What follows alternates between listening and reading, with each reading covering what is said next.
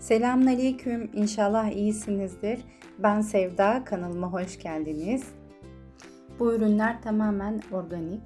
Annemin kendi elleriyle yetiştirdiği Allah'ın izniyle ürünler. Annemin turşuları çok meşhur.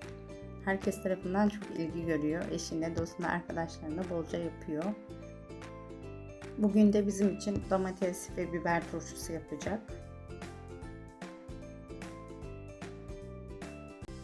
Annemin seslendirmesiyle yapacaktım fakat etraf çok gürültülü olduğu için annemin sesini kısmak zorunda kaldım. Ben arkadan seslendirmeyle size tarifi vermeye çalışacağım. Öncelikle 5 litre suyun içerisine 3,5 tepeleme kaşık tuz ekledi ve onu eritti.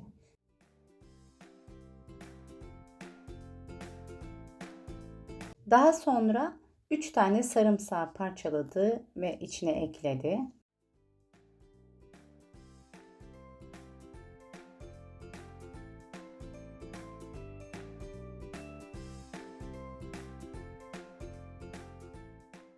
Daha sonra en önemlilerinden bir tanesi kereviz yaprağı ve sapı. Kereviz yaprağı ve sapını bidonun dibine ekledi tekrar. Yarım yemek kaşığı kadar limon tuzu ekledi. Sonra bir avuç kadar da nohut ekledi. Sıralamak gerekirse önce bir avuç nohut, daha sonra yarım yemek kaşığı kadar limon tuzu, daha sonra da üstüne kereviz yapraklarını eklerseniz doğru bir sıralama yapmış olacaksınız. Annem yeşil domates ve biber turşusu yapacak. Sonra kat kat ürünleri yerleştirmeye başlıyor. İlk önce domatesleri yerleştiriyor. Onları böyle ikiye bölerek veya işte çok büyükse dörde bölerek. Daha sonra da sivri biberlerin uçlarını alarak oradan su çekmesi gerekiyormuş. Uçlarından küçük minnak keserek saplarıyla beraber biberleri yerleştiriyor. Tabii bu isteğe bağlı ama biberlerin bir kısmı acı, bir kısmı tatlı annemin biberlerinin. Ama turşuda da böyle bir tatlı acılık güzel oluyor. O yüzden biz acıya yakın turşuyu daha çok seviyoruz. O yüzden annem acı ve tatlı karışık yapıyor. Ama siz isterseniz tabii acı da yapabilirsiniz. Tamamen tatlı da yapabilirsiniz. Bu size kalmış.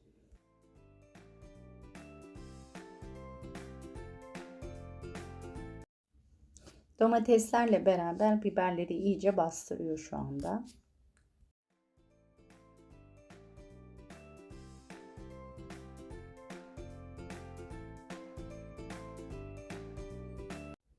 Hızlandırmadan tüm ayrıntılarıyla sizinle paylaşmak istiyorum. O yüzden video biraz uzun sürebilir. Alta dediğim gibi biberleri ekledi. Üzerine domatesleri koydu. Daha sonra tekrar biberleri ekliyor.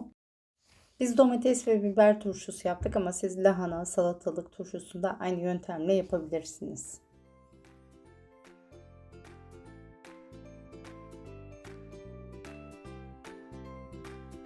Orta kısmına geldiğimizde tekrar kereviz yapraklarını ve saplarını üzerine doğruyor.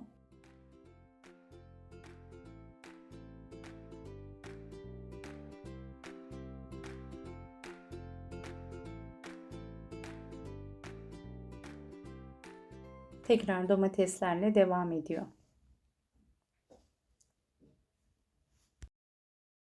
Annemin eli alıştığı için artık rastgele yapıyor ama sıralamada dediğim gibi böyle biber, domates, biber, domates, araya sarımsak, kereviz, biber, domates, biber, domates, sarımsak, kereviz şeklinde. En üstte de yine kereviz ve sarımsak ekleyerek bitiriyor.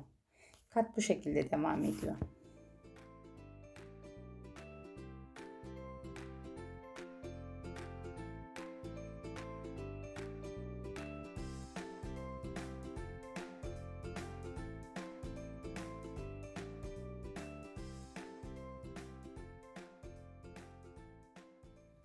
Yine orta katına hemen 3 diş sarımsak veya büyükse eğer 2 diş sarımsak onları parçalayarak ekliyor.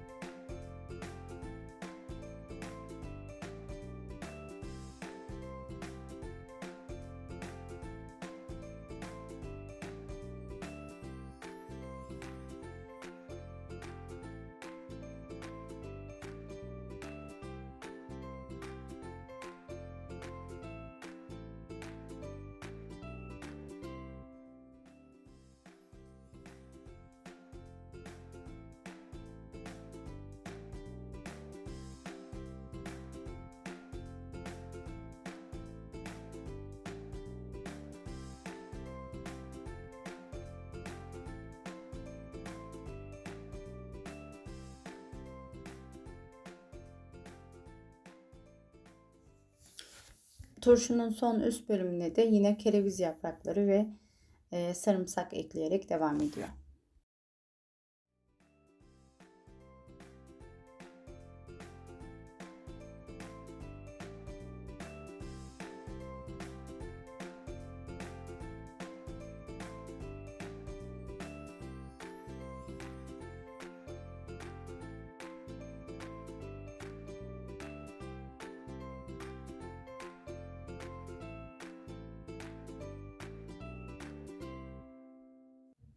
Videonun bilgilendirme bölümüne de malzeme listesini ve ayrıntılı yapılışını yazacağım. Yapmak isteyenler oradan da takip edebilirler.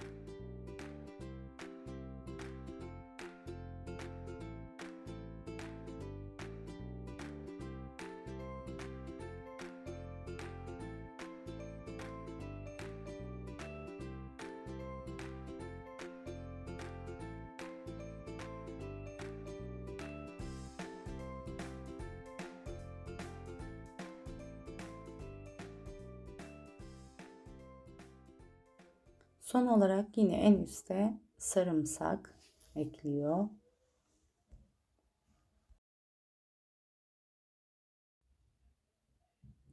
Yarım yemek kaşığı kadar limon tuzu.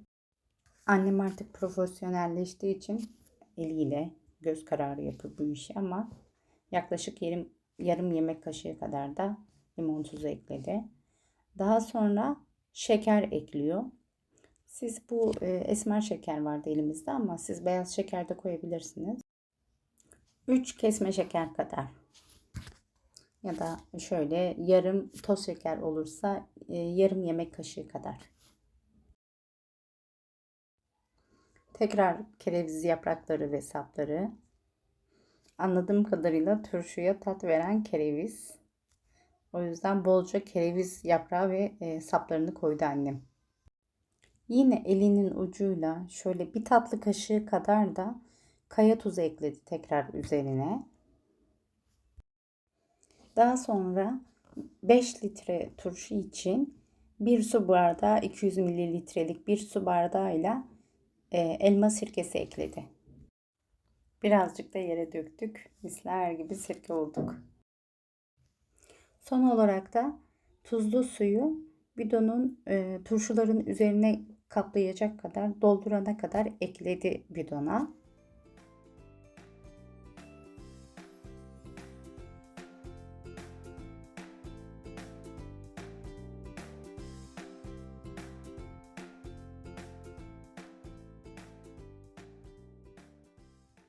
Daha sonra kapağıyla ağzını hava almayacak bir şekilde sıkıca kapattı. Bütün karıştırdığı ürünler birbirine girsin diye bu şekilde yuvarladı, alt üst etti. Tuzlu su iyice turşunun etrafına yayılmasını sağladı. Turşularımızı ters çeviriyoruz ve üzerine örterek bir gece bekletiyoruz. Ertesi gün kapağını açıp suyu azaldıysa bir miktar su daha ekliyoruz.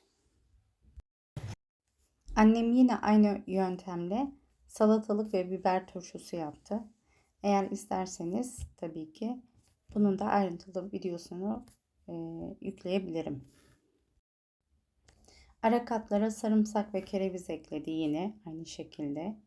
Salatalıkları sadece çok büyük köy salatalıkları oldukları için birer santim kalınlığında dilimleyerek onları ekledi. Ve aralara yine biber ekleyerek kat kat devam etti.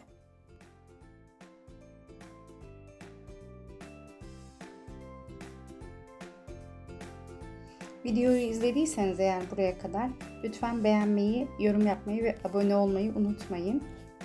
Umarım denersiniz. Yorumlarınızı bekliyorum. Sizlerin turşusu nasıl olacak merak ediyorum açıkçası. Herkese hayırlı günler diliyorum. Selamünaleyküm.